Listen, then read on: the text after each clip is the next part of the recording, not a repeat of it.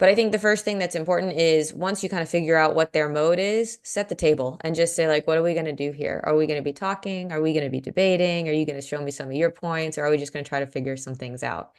And oftentimes, what I find with my college students is they will come to me with sort of like a half-formed curiosity, or like they've kind of got some idea of something, and they'll come up with a topic and they'll say, like, I was hearing about this or whatever, or I read this online. And the first question that I always like to ask, that I think people can ask with their kids too, is what have you heard about that?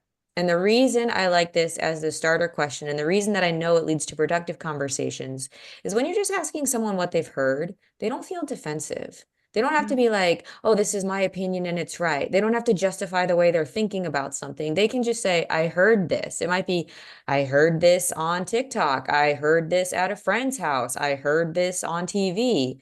And so you just sort of let them put all those inputs out there. What have you heard? And it's going to be different than what you have heard because, their media consumption is different than your media consumption. But it's good to have that like starting point of what have I heard?